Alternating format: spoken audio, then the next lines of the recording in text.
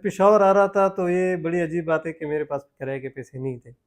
ہاتھ گاڑی میں لے کے ریڑھی میں لے کے تانا بازار تک جاتا تھا اور وہاں پر یہ سبزی بیچا کرتا تھا. میری ایک سوچ تھی کہ میں ڈاکٹر بنوں گا. بچپن سے جب میں اپنی دکان میں بیٹھا کرتا تھا، سبزی بیچا کرتا تھا. ان دنوں کی بات ہے کہ میرے والد محترم ہیپیٹائٹس سی کی وجہ سے وہ دنیا سے چلے گئے تھے.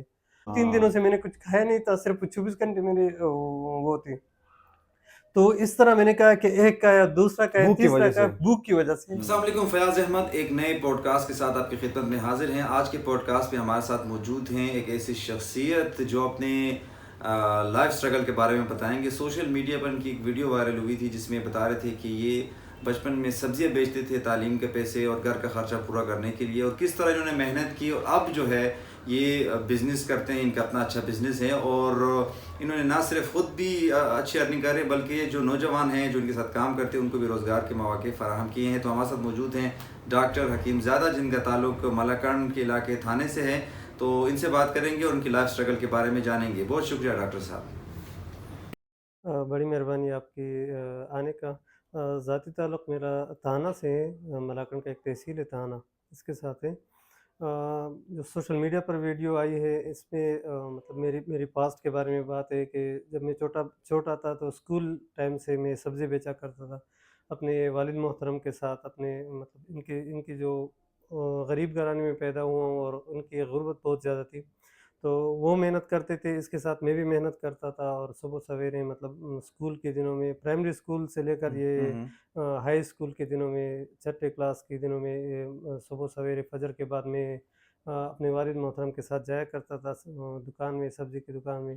اور پھر وہاں سے اسکول جاتا تھا اور اسکول سے واپس دکان آتا تھا اور جتنی اسٹڈی ہوتی تھی وہ دکان ہی میں کرتا تھا.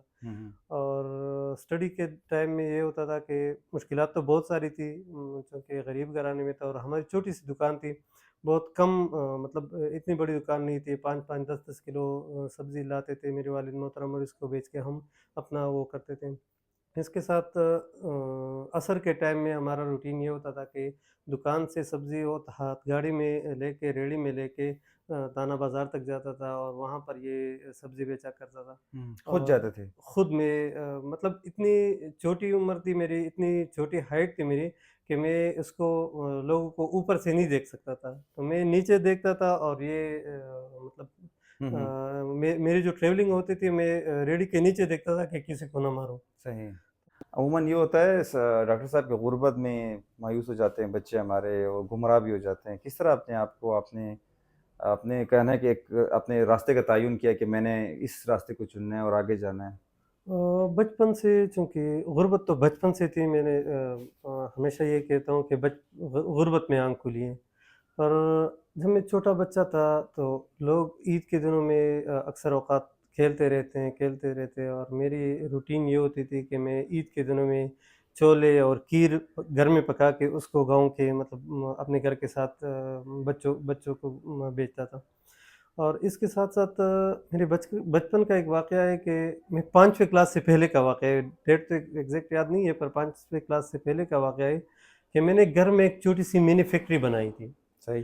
وہ فیکٹری ایسی تھی کہ میں وائٹ پلی ہوتی ہے، پلی لے کے آتا تھا اور اس کے ساتھ کھلونے لے کے آتا تھا اور گھر میں لاٹری ٹائپ بناتا تھا، گاؤں کے بچوں کو اکٹھا کر کے ان کو بناتا تھا اور اس کو پھر ایسا کرتا تھا کہ گاؤں کے دکانداروں کو بیچتا تھا. اچھا. تو میری چھوٹی عمر سے 5ویں کلاس سے پہلی میری یہ ذہن تھی کہ مطلب میں نے اپنے آپ کو ایک بزنس مین بننا ہے آپ نے. بس اس ٹائم ضرورت تھی تو ضرورت نے مجھے کاروباری بنا دیا تھا. اور پھر جب گاؤں سے شہر آئے کیا؟ جب گاؤں سے شہر، گاؤں میں بہت ساری مشکلات تھی. 2004 میں میرے والد محترم دنیا سے چلے گئے تھے اور گھر کے حالات ایسے تھے کہ مطلب غربت تھی. پھر 2005 مطلب کالج کے دنوں میں 2005 سے 2007 تک میری روٹین یہ ہوتی تھی کہ میں نے لیبارٹری کا کام سیکھا تھا ان دنوں میں. پھر میں مارننگ شفٹ ایک جگہ پر کام کرتا تھا، ایوننگ شفٹ دوسری جگہ پر کام کرتا تھا، نائٹ شفٹ تیسری جگہ پر کام کرتا تھا. ان سارے پیسوں کو اکٹھا کر کے گھر کے حالات مطلب اپنے بھائیوں کے ساتھ اپنے مطلب گھر کے حالات کو ٹھیک کرنے کی کوشش کر رہا تھا. پھر جب میں 2007 کے اینڈ میں پشاور آیا تھا تو جب پشاور آ رہا تھا تو یہ بڑی عجیب بات ہے کہ میرے پاس کرائے کے پیسے نہیں تھے.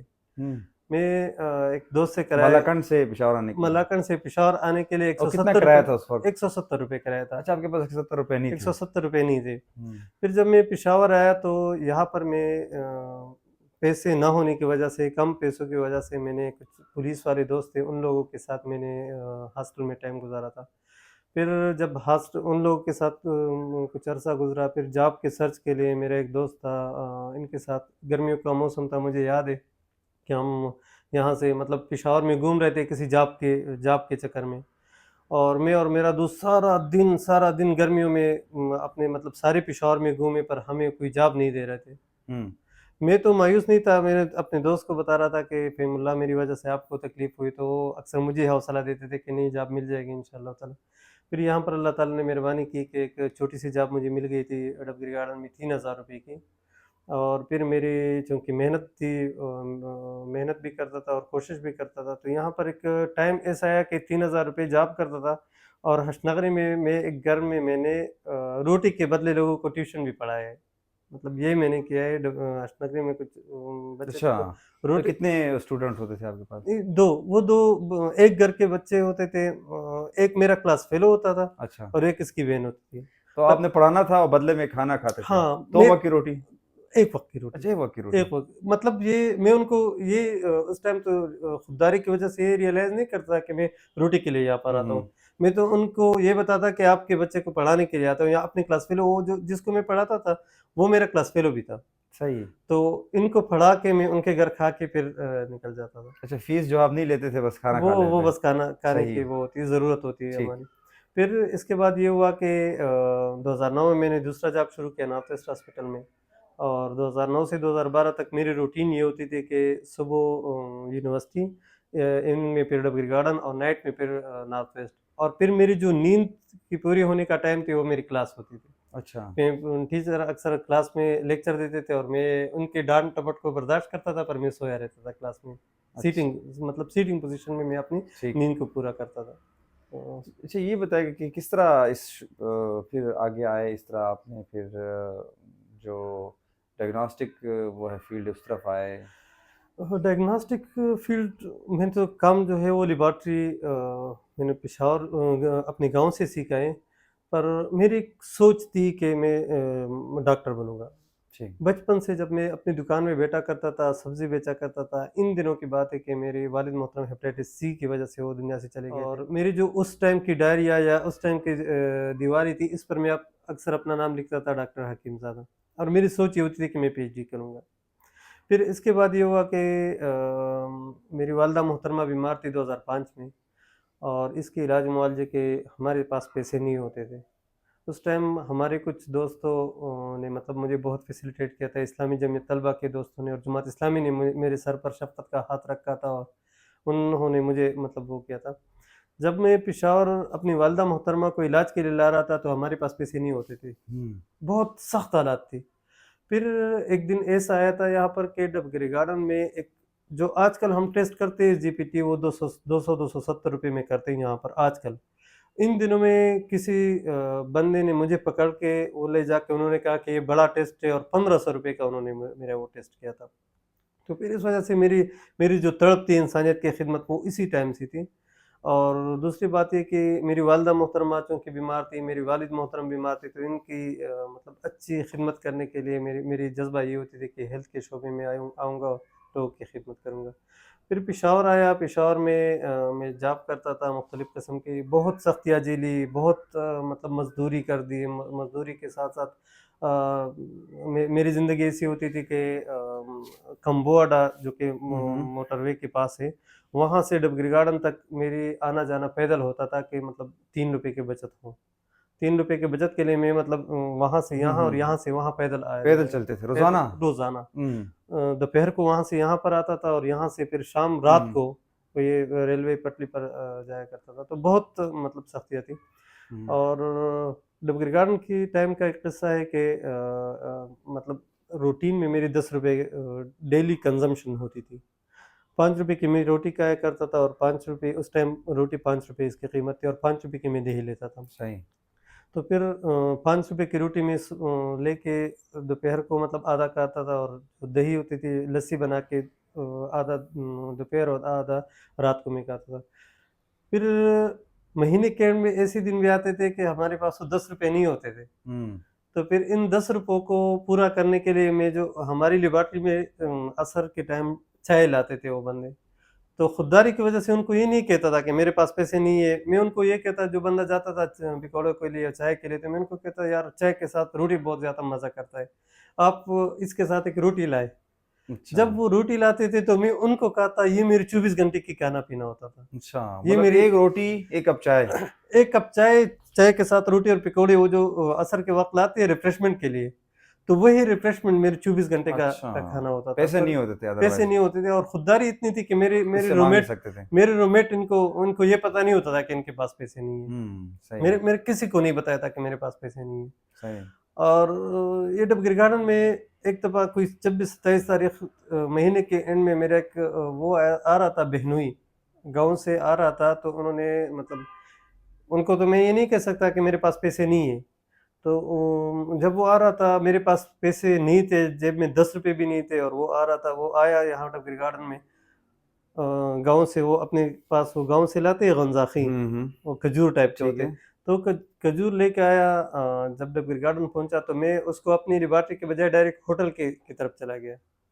और जब उन्होंने वो चीज़ मुझे दी, वो खजूर, जब वो मुझे दे रहा था, जो ही उन्होंने मुझे दी तो मैं भूखे की तरह, मतलब 2-3 दिनों हाँ, से मैंने कुछ खाया नहीं था, सिर्फ़ 24 घंटे मेरे वो थी।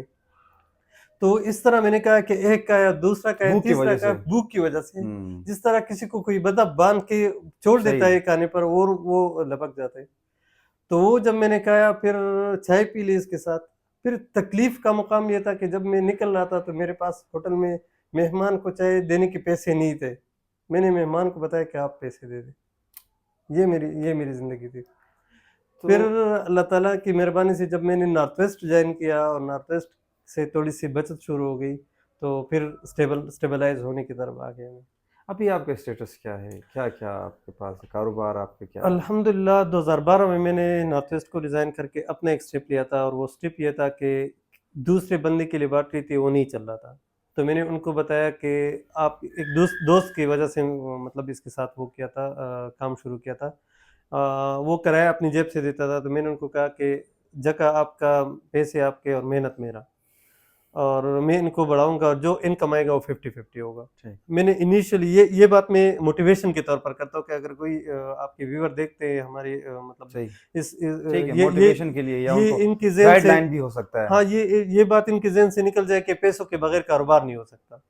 तो इनकी जगह पर मैंने काम शुरू किया, पैसे उनके थे और मेहनत मेरी थी।